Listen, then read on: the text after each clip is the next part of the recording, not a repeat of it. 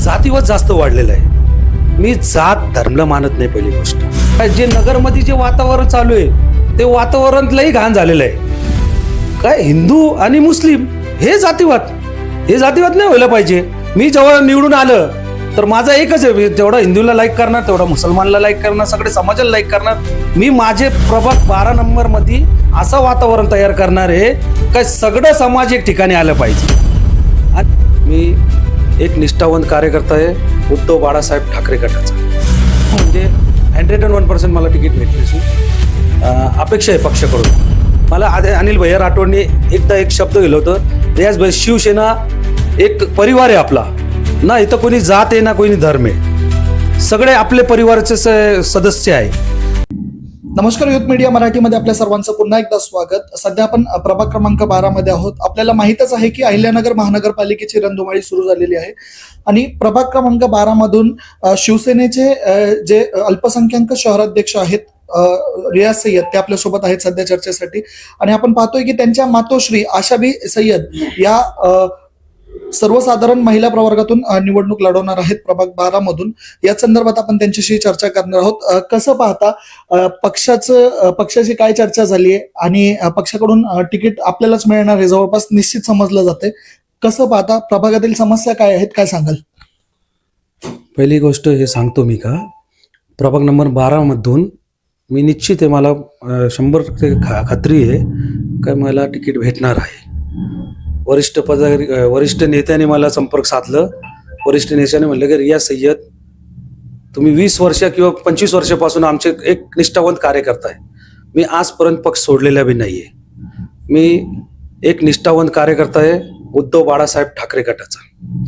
दुसरी गोष्ट, माझा मार्गदर्शन फक्त अनिल भैया राठोड करत होते पहिले.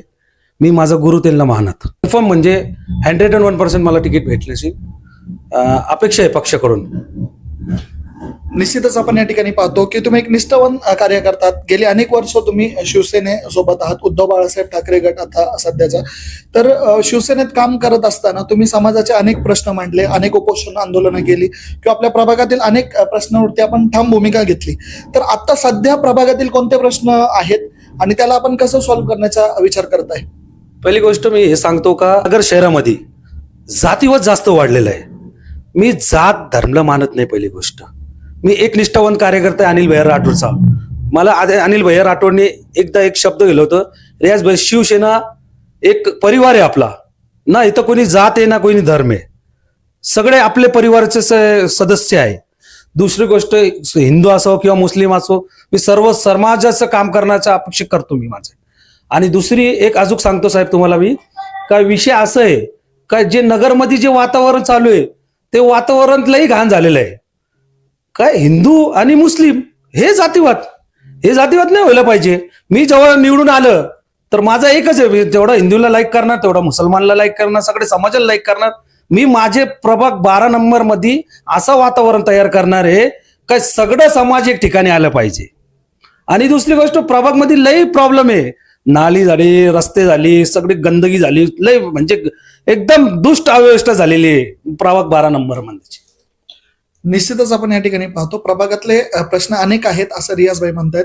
पण त्याच्याही पेक्षा महत्वाचा शहरात जो ज्वलंत प्रश्न आहे की हिंदू आणि मुस्लिम हा जो वाद पेटलाय, तर मी जर निवडून आलो तर फक्त मुसलमानांचा नगरसेवक नाही किंवा मी हिंदूंचा नगरसेवक नाही, तर संपूर्ण समाजाला एकत्रित आणण्याचा मी प्रयत्न करेन असं या ठिकाणी शिवसेनेचे रियाज सय्यद हे आपल्याला बोलताना दिसत आहेत. दुसरी एक गोष्ट की प्रभागातील जे आता नागरिक आहेत, आपल्या चॅनलच्या माध्यमातून तुम्ही प्रभाग 12 मधील नागरिकांना काय संदेश देऊ इच्छिता, काय सांगाल नागरिकांना?